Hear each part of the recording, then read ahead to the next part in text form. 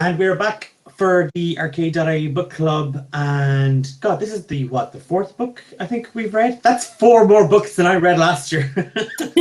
Yay! And we are reading a book selected by Tendai. And she's going to tell us all about Akata Witch. So Tendai, take it away. Okay, so Akata Witch is written by an author called Nnedi Okorafor. And the premise of the story basically is about this albino, half Nigerian, half American girl who discovers a bit more about herself and finds out that she has magical powers. And it goes through a story of, it's almost like a coming of age story with herself, finding out who she is, and also trying to stop this evil that could destroy this newfound world. So it's really, it kind of just throws you into it, and you learn as you go along, but it doesn't hold your hand. Some things just aren't explained, and it goes in that way, and I think that's very well done throughout the entire story. So it's not kind of like, okay, explain these, but not that. It's done with that intention in mind. So essentially, the main character's name is called Sunny, and her parents are both Nigerian. She was born in America, and then they moved back home. Well, that's what I'd say. I would say we moved back home. So she was born in America, lived there until about the age of 9, and then they moved back to Nigeria. She has older brothers, and one of her main things she loves to do with her older brothers is play football. But because she's albino, she can't really be out in the sun that much.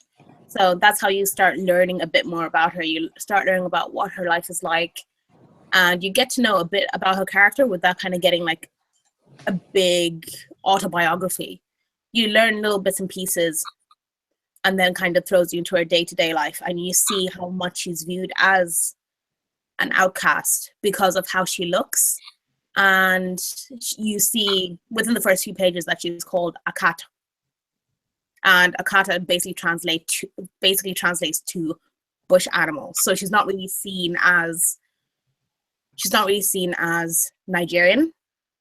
Born, she's treated a lot differently, and because she's albino, she's treated even more so. So it's personally, I love the author, and I actually fell in love with one of her books, Binti, and that's how I ended up reading Akata Witch. I recommended it. Yes, this was a very good choice.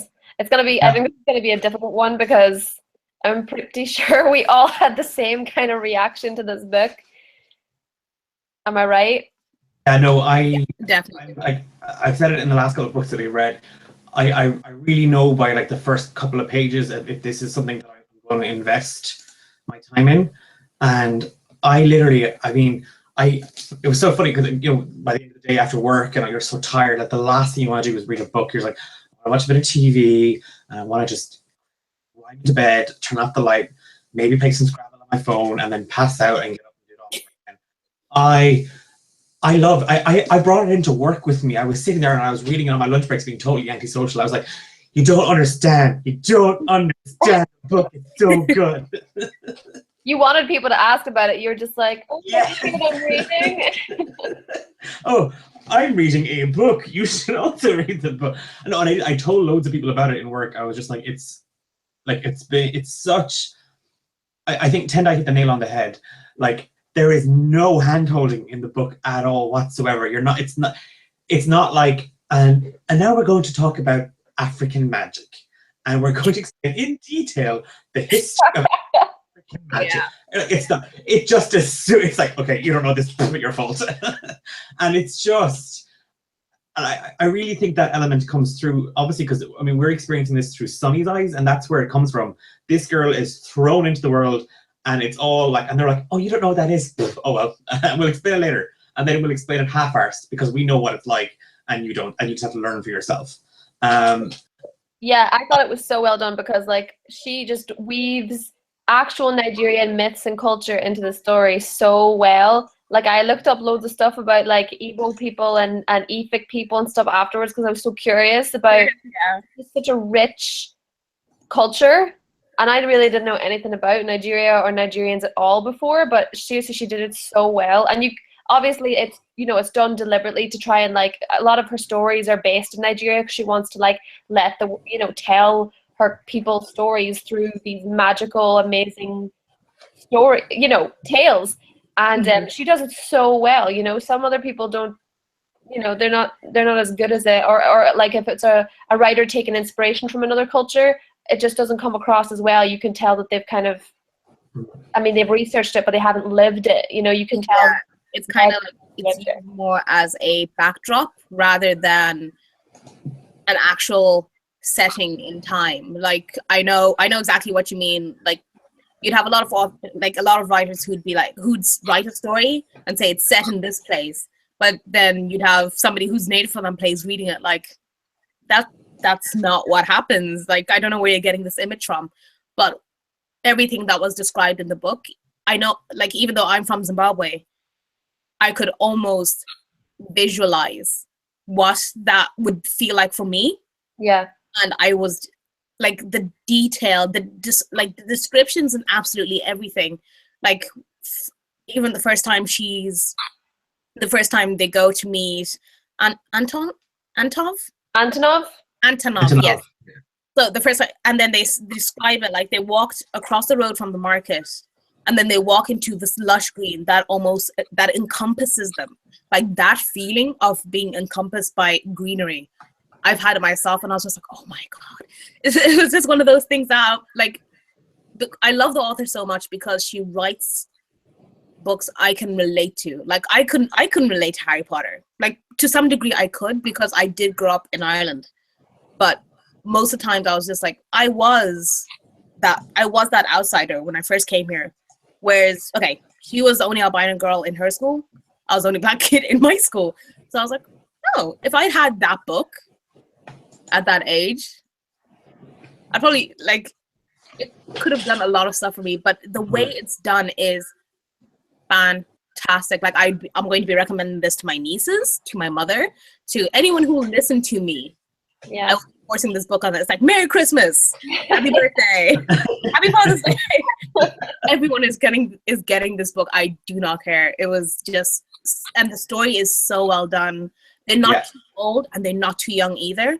Yeah. So you could definitely feel the pacing of this. I was a little bit worried about the pacing of the story, because Sonny knows it, we know it, the elders know it. There's something coming at the end of the book.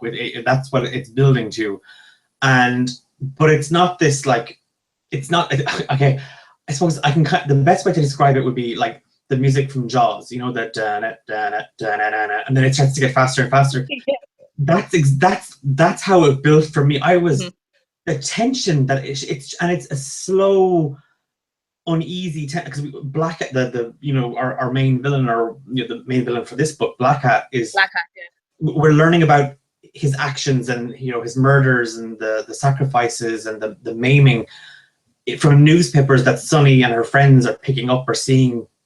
And what I really liked about particularly the Black Cat element of the story was how it was affecting both Sunny's life in both worlds, like Sunny as a young girl, walking home and to and from school, and then what implication this lunatic and his murder spree was having on her, but also what it was having on the leopard community. And I'll get to that leopard lamb thing in a second, because that was just your leopard. I'm such a lamb.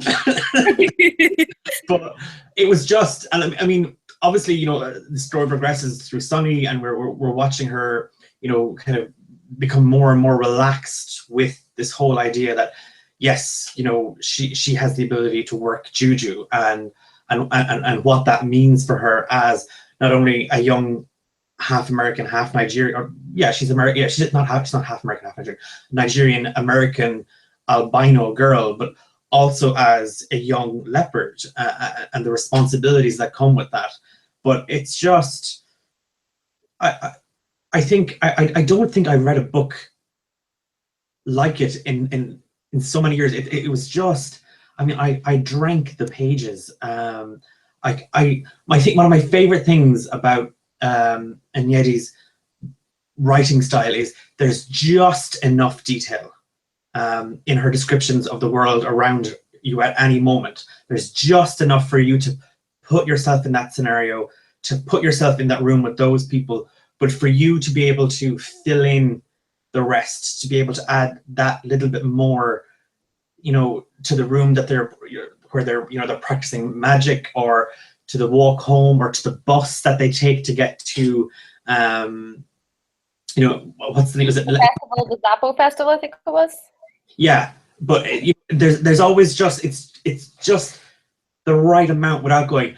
And then we were there, and the bus had 26 seats on it, and 25 of the 26 seats were all working conditions, were perfect, and they all had leather, but one had blue leather and it had tight patchwork on it.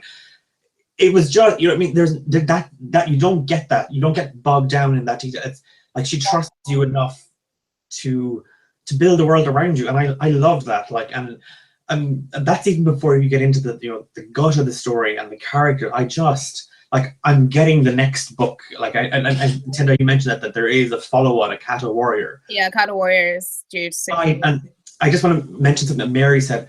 When I was reading the book, obviously I'm reading this completely ignorant to Nigerian culture. And every now and again you come across a word, and I have to stop to Google what this is. Like, this is going to sound totally ignorant, but I was like, is that a magical word or a Nigerian word? You know what I mean? I couldn't. And then you're like, you know, like when you were describing clothing garments they were wearing, was it a rapa or a raffia, is it? Yeah, or something. Yeah, like the wrap skirts. Yes, and I was like, I don't know what that is, and I googled it, and like, that's what that is. I've seen that. And I was like, just make sure it's not a magical thing first. Yeah. No, but it's actually crazy because she doesn't tell, she shows. But Yes. Her writing is so good, and it's actually kind of sad that I haven't come across someone with this just great level of writing skill in such a long time that it's actually almost a shock to read it.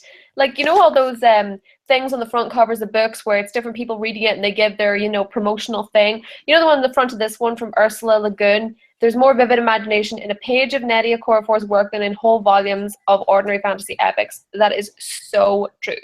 It's so true. She is just such a good writer. I mean, don't get me wrong, this book isn't perfect. Like, I mean, to be honest, it's fairly close to flawless, but there were a few, you know, maybe clunky paragraphs or a couple of times where I was just like, you know, maybe something happened a bit too fast for my liking. But other than that, like, I mean, she's just an amazing writer. Like, and I haven't come across a writer like this in such a long time. You know, you'd be just dead excited reading the book. Oh, no, definitely agree. Like, how I found, like, I love reading big, massive tomes of books. As in, if I throw this book at your head, you're going to be injured. Those are the types of books I love to read. I love long-winded sort of books that explain little tiny details, but I love books that kind of have a bit of faith in my own imagination, that they can give me the crucial elements, like just this, like, okay, the sounds of the cars honking, or just like little things like when they were in the taxi, they were like the bottom of, like there were holes in the floor of the taxi. Just, you know, be able to create those images. Like, growing up as a child, obviously my experience was different from yours. So those things, I'm like, I know a taxi or a combi, that's what we had back home, that looked exactly like that. So I can draw from that experience. But then you also have that freedom to kind of try and help build that sort of world for yourself as well. And the way she does it in so few pages, mind you, like, it's not a super thick book. Like, you can breeze through that in, maybe it's weird, I can read through that, something like that, in a couple of hours. Yeah, I started reading it 3 days ago. Yeah, like, you can go through it in a couple of hours, no problem. And the fact that she gets everything across so well, and like, even the chapters, like, not all the chapters are the same size. Like, some chapters only need 1 page, but then some chapters might be 20 pages, because it's not it's more for quality of what you're reading. Like, how important is this one chapter? If it's history on certain things, that's all it's going to be, because that's the important thing to take away from this chapter.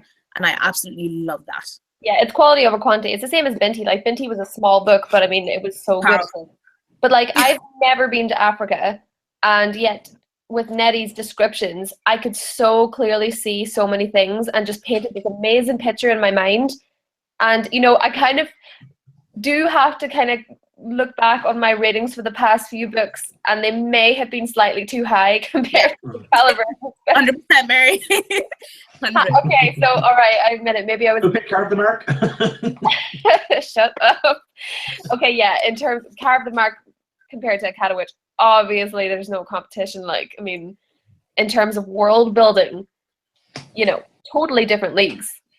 Yeah. But oh, and another thing I loved as well. Do you know the book that Sunny picked up, Fast Facts for Free Agents? Yes. Yes. I really liked that they had the little cutouts of what was in the book, and Yeah. At the beginning of it, like just explaining the little things. Like I know they'd mentioned loads of the little bits, and then as they went along, they were like, okay, the leopard people are blah blah blah, like in a brief summary. So you're like, oh, okay, because you read and you move along, but then if you move along without really knowing what it is, you can kind of lose the essence of the story. Like even that little glimpse in explaining the chitim, the currency. Mm. I was just like, this is fantastic. Like, how often are you just thrown into a book? It's like imagine being thrown into. I'm gonna pick the worst one for this because people get so confused. Game of Thrones, and like being told, okay, that's this family, that's that family, that's this family, and trying to remember that. You know, without a little kind of thing every few pages.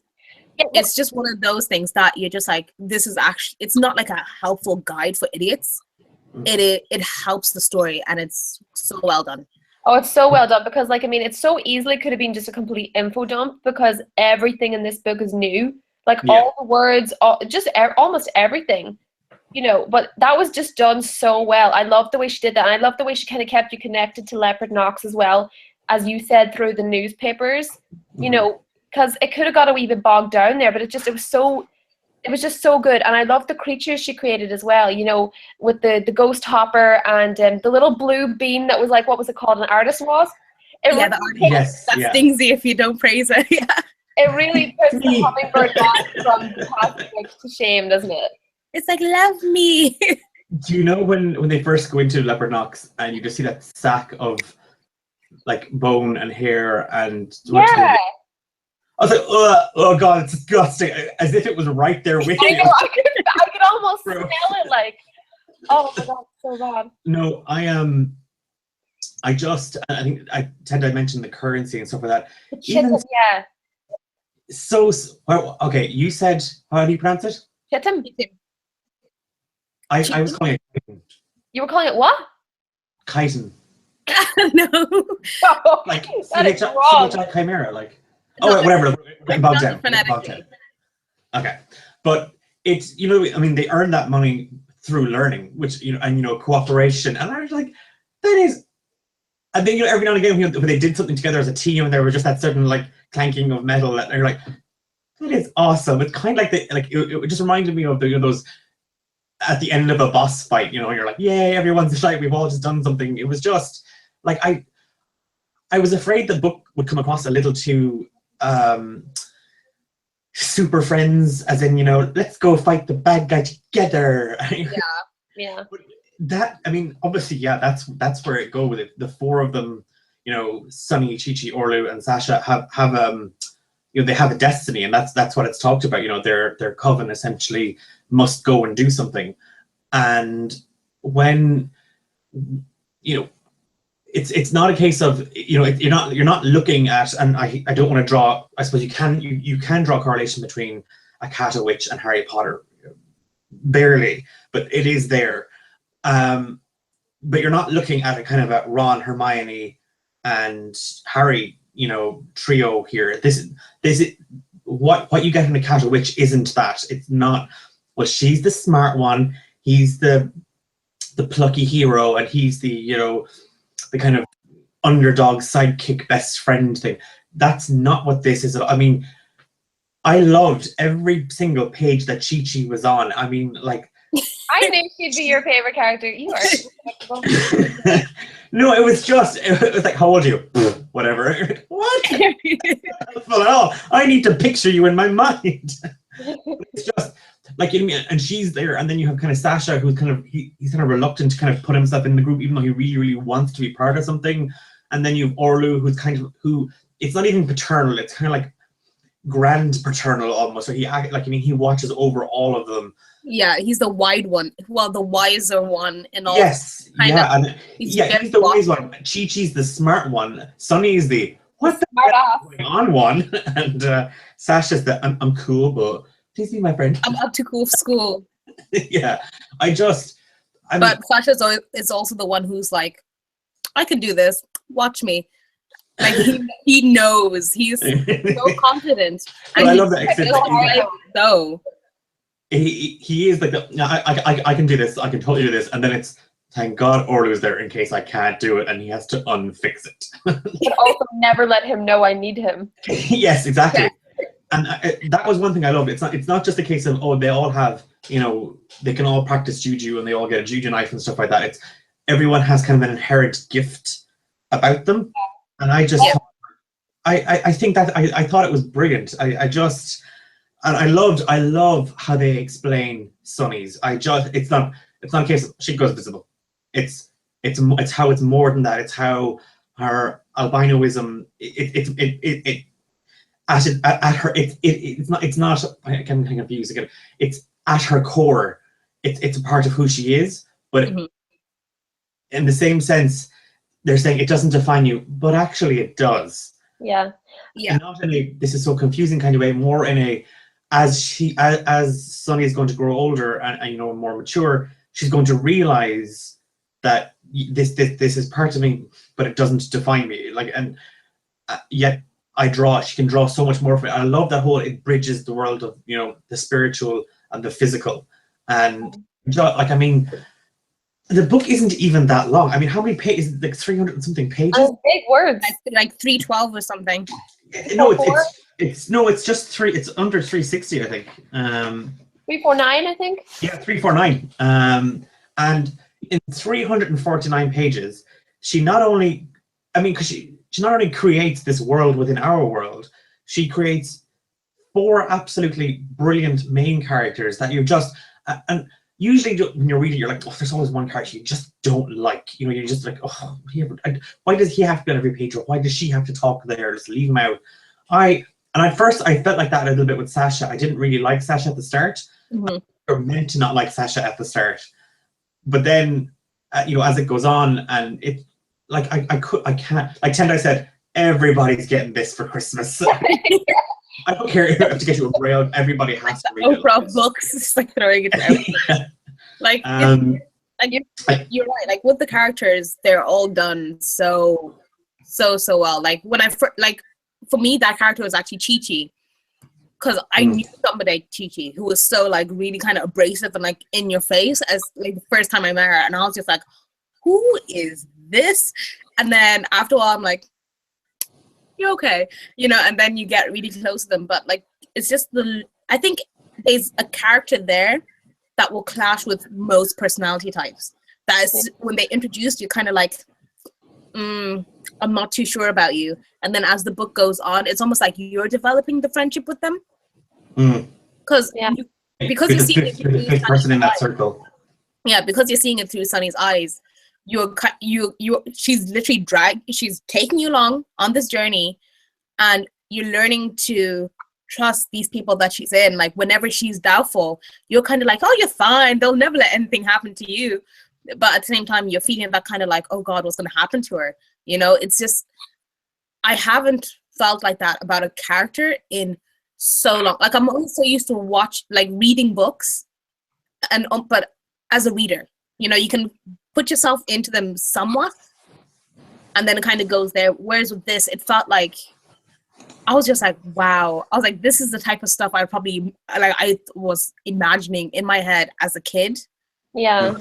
When I was reading the likes of, let's say, Harry Potter, because Harry Potter, they get whisked away to this magical place, Hogwarts, and the only thing I could relate to that is that I used to go to boarding school, so I was like, okay, I can maybe a bit relate to that. But apart from that, it's there's not really many real life scenarios. You can with Sunny, there's that balance between her checking in with her mom all the time, because my mom would bloody kill me if I didn't message her at least every day to tell her where I was. So that balance of being like, yeah, mom, I'm okay, and her trying to, trying to get more knowledge. And with the thing you mentioned about the chism and the knowledge, it actually reminds me of, I can't remember that exact quote, but it's a quote about how somebody might be poor, but if they're full of knowledge, they're rich. It's like one of those ones that you're like, it's like material things don't always mean something. Like, look at Chi-Chi. She lives in a hut. She's surrounded by books. I probably love that myself, but she is so knowledgeable. You can't put money on that. And because she's knowledgeable, she's rich. Do you know? Exactly. Yeah. That is it. That's the one. That is the thing. But no, I love the way Nnedi made brought so many different ideas and stuff. Like the thing you were talking about, Declan, about the balance, between she had one foot in the spiritual world and one foot in the physical world. It's like a parallel to how she is in her daily life. She had one foot in the leopard world and one foot with her mom. And then the same but kind of at school as well. Like she had so many different things going on there. It was great. And I love the way she kind of brought, do you know that part of the book where she was saying about if a kid had disabilities, the leopard parents would be so happy about that. Yes. Yeah. So that would, it was like a sign.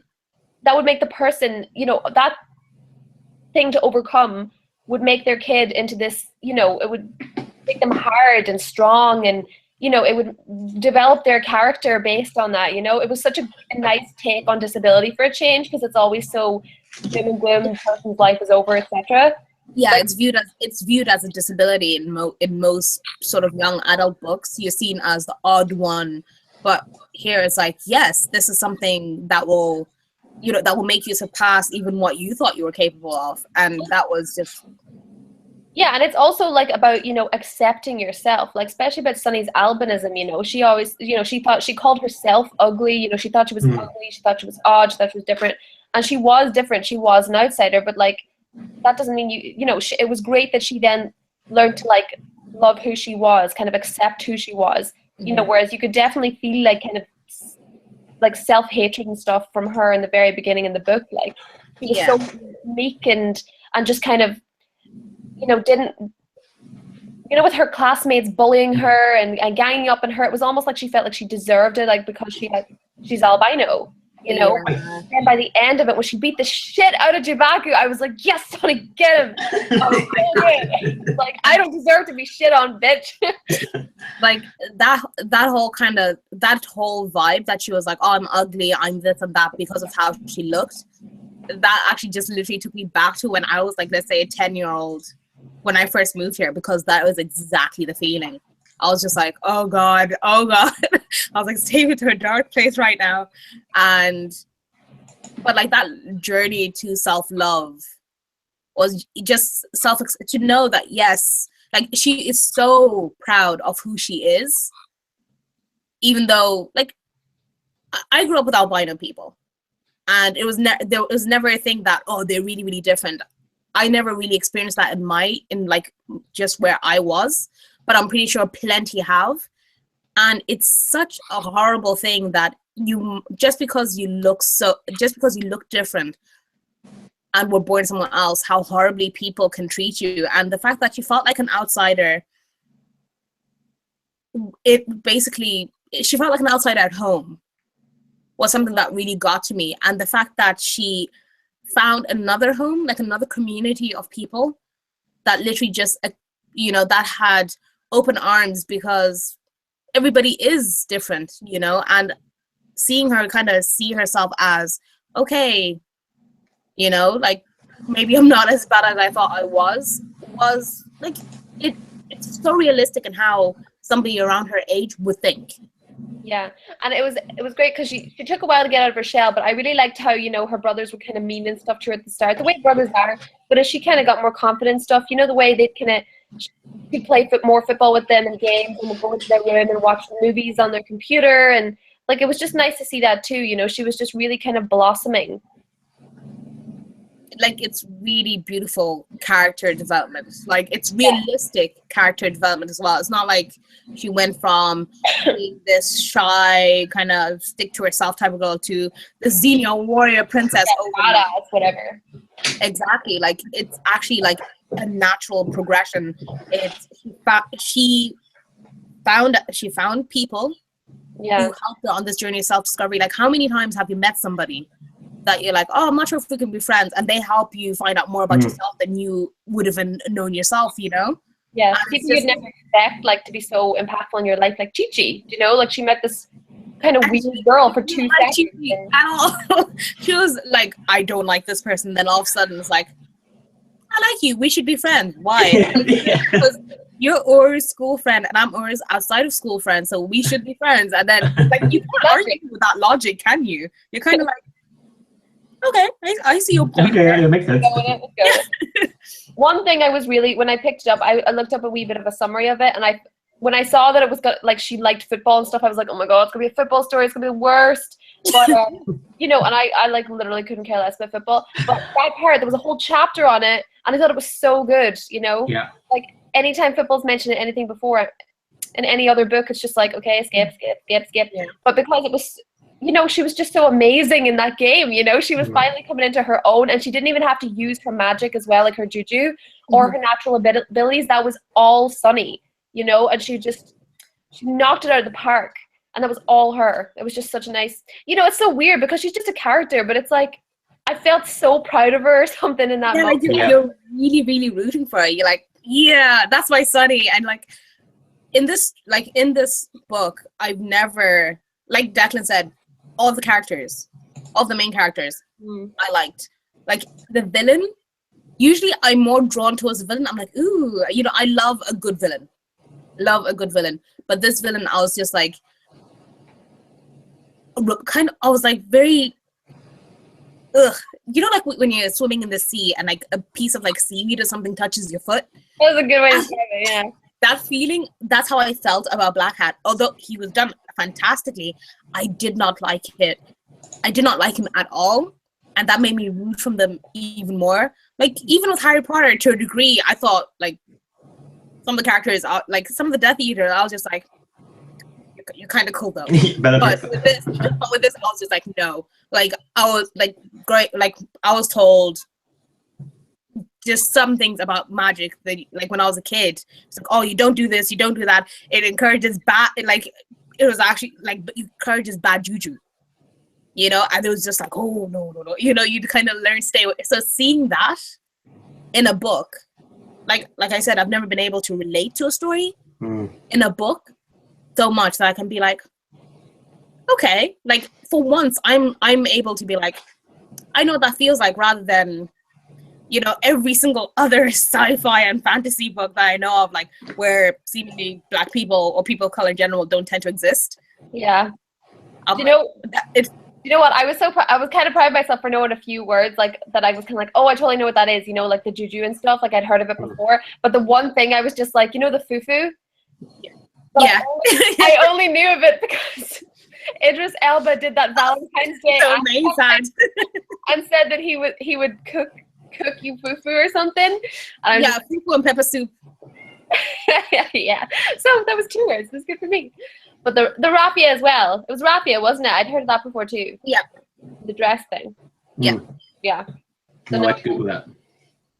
What was your favorite part of the book? Oh my god, it's such a hard question.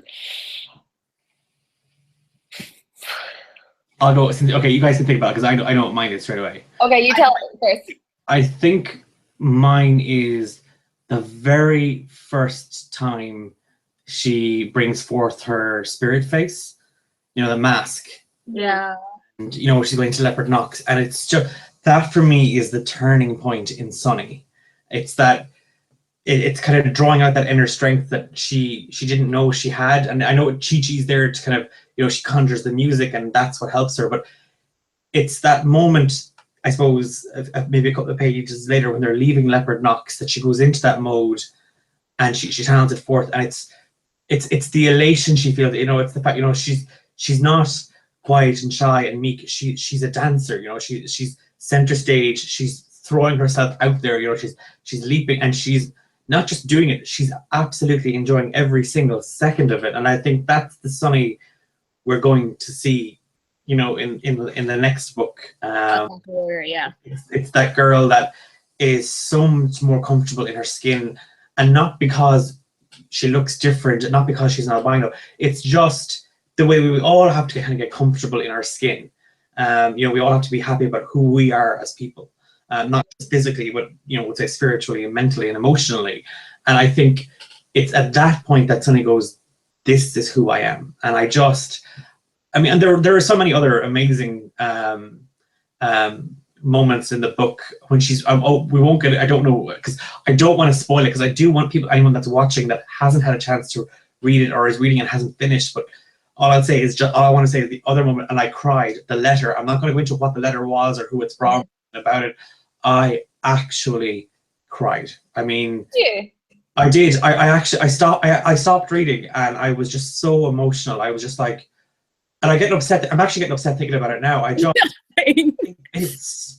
know what it was, but it just spoke to me. It was just how much love, you know, was there. Oh God, I'm getting upset thinking about it. I actually am. I'm actually getting upset.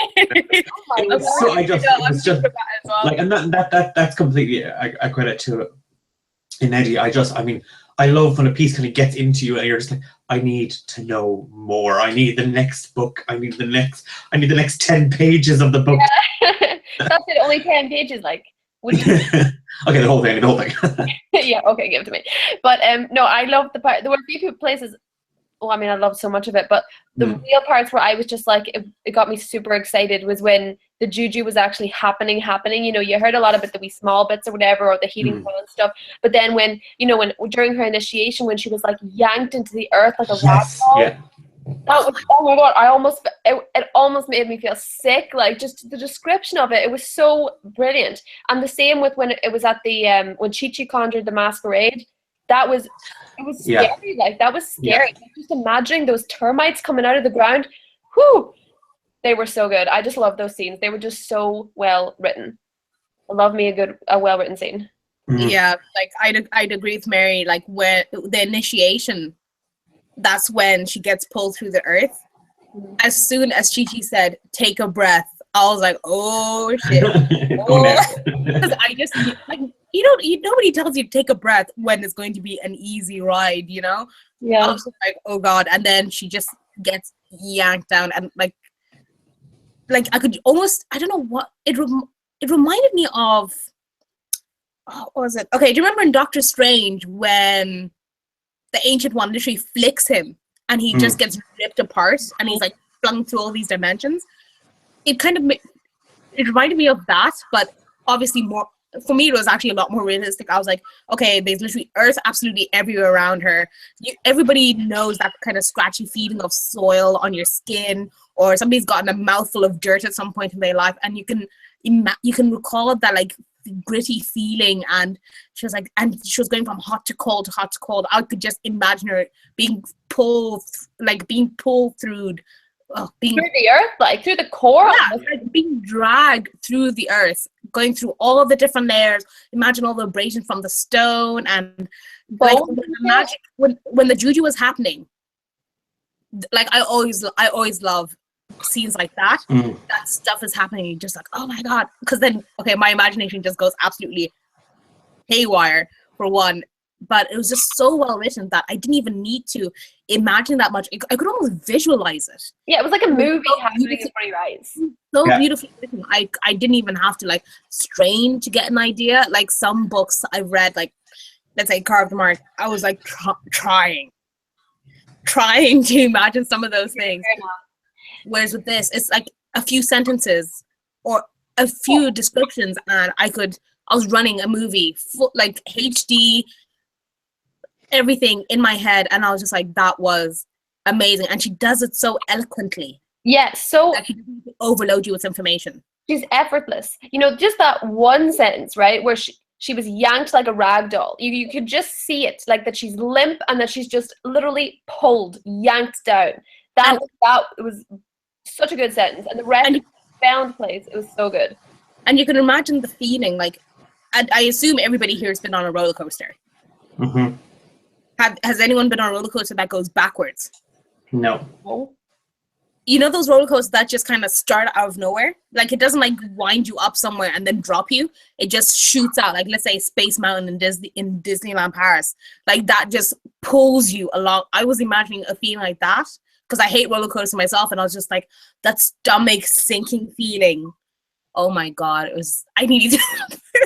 I was just like, as soon as that happened, but it was beautiful. And like Declan said, like, I don't want to spoil anything either. But the letter, like, that just had me like, like I was after watching Moana. I was just a bit. I was just like, but it was so powerful, like so beautiful. All I know is that I am definitely going to be reading more of her books because I loved Binti, I loved Akata Witch. I can't wait till Akata Warrior is out. And I'm 100% getting. I have to pick up. I've ordered it already. Binti. And you haven't read Binti yet? No, I haven't read Binti at all. So I can't wait. I think I'll get it, in the hopes that it'll stave off, withdrawals. But like with Binti, it focuses more on the Himba people.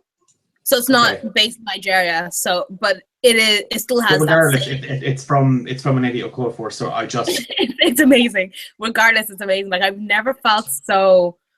Like, I've never felt like if somebody said anything bad about this book, I'd be like, I'd fight you. You didn't read the right book then. Yeah, like, this book is like everything about it, like the little descriptions, the like, I don't even know what to say anymore. Like, did we all just before we get, because we have a few questions, did we all read the same copy? Was it all the same? Though I really wanted the copy of the other cover. It looked where it's so Sunny on the front. Yeah. Which one? When Sunny. Oh, what was it called? It's just a picture of like an albino girl, and she has like really piercing eyes, and she has. And there's a bug. Like a butterfly or something. Oh, yeah. It looks so good. I'd almost buy it. Yeah, that's one of the newer covers. Yeah. I mean, this is lovely. I mean, this is stunning. I think the art on this is beautiful. There was just something about the other cover that I was like, oh my God. So, to be fair, this seems more like Sunny's character. Yes. Yeah. Because the other one is definitely she's very imposing.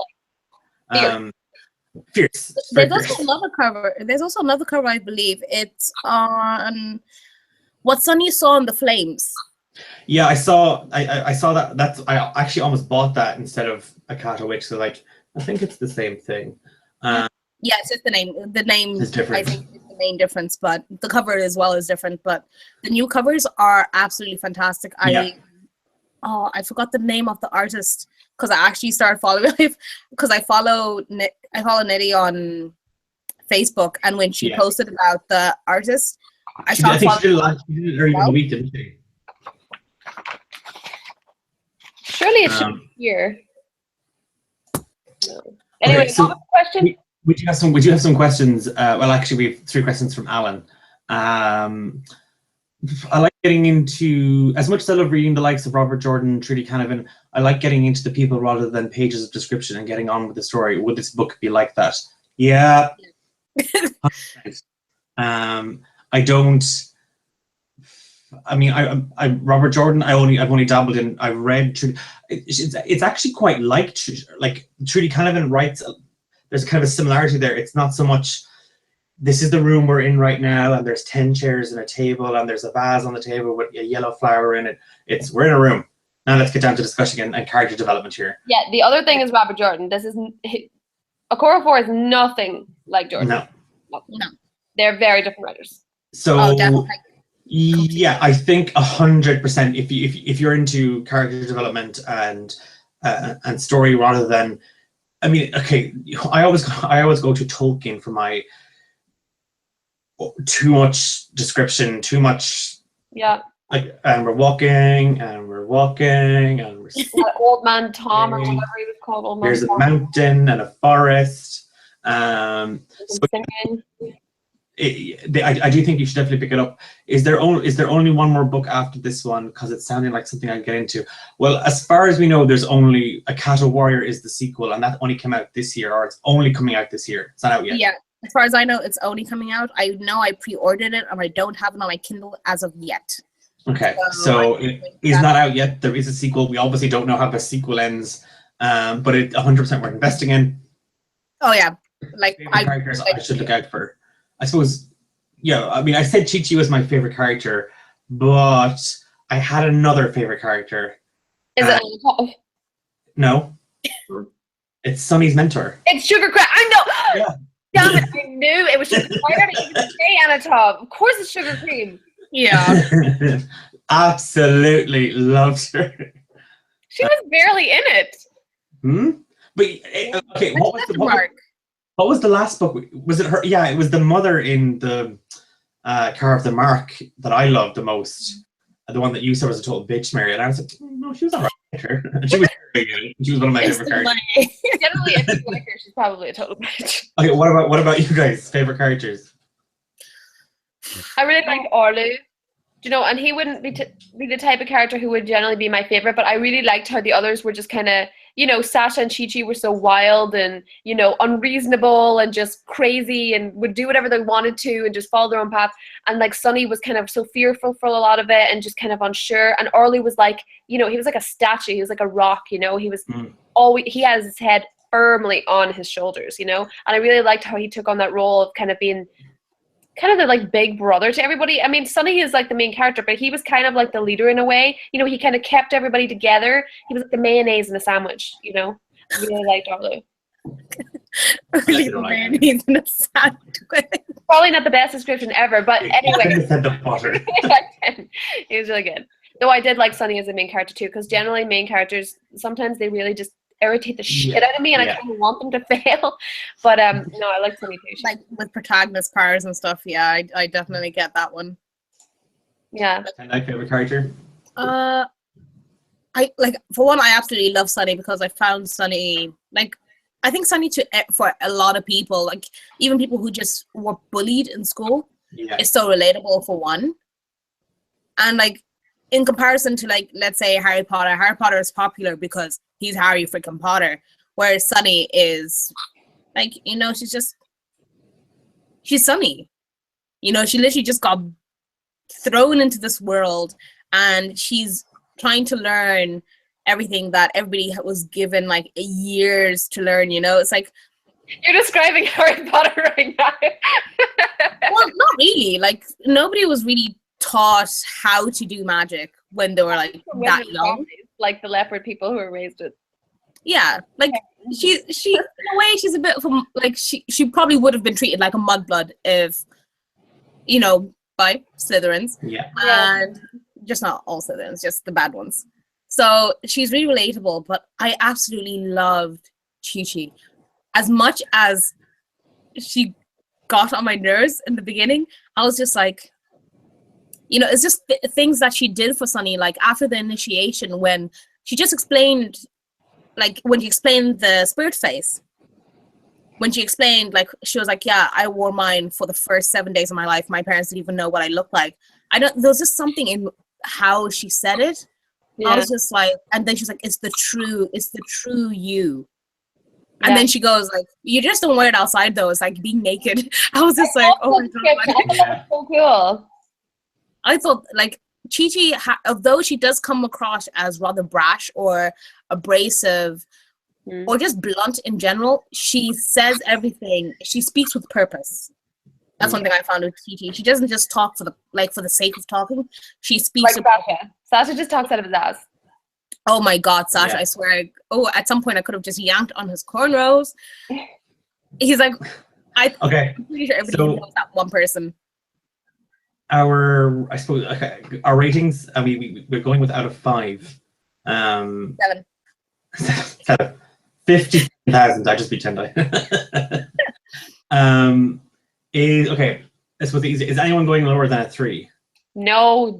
Thank God, because if anyone said 3, I'll get out. Anyone lower than 4? No. Okay. Anyone lower than 5? No, I think it's a 5-star book.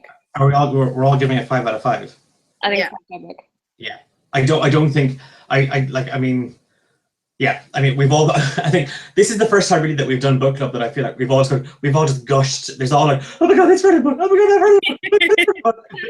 And I just, yeah, no, yeah, I think, yeah. So I'm gonna say I'm declaring 5 out of 5.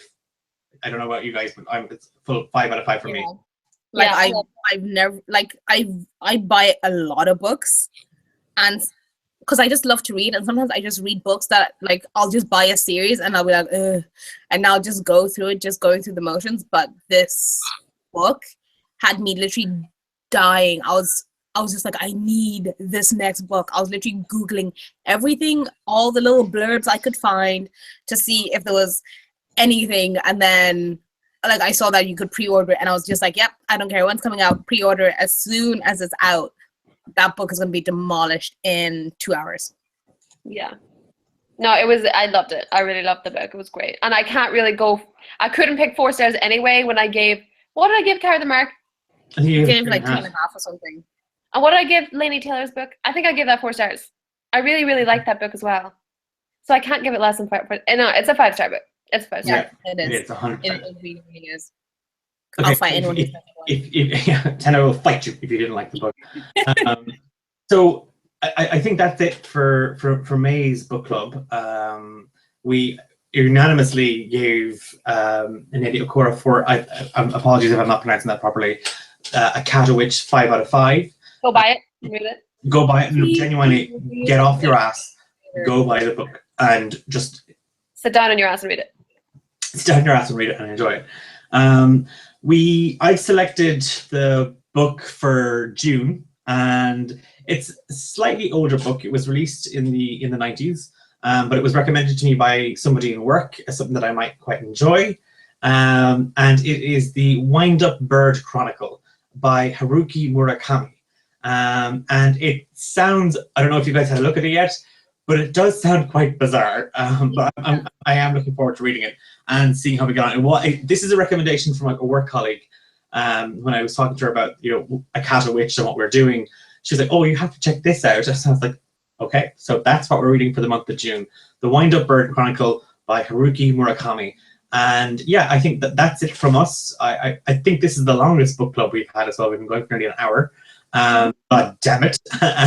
And we just can't say enough good things about Akata Witch, and hopefully it'll be the same for the Wind Up Bird Chronicle. So from Tendai, Mary, and myself, thanks so much for joining us.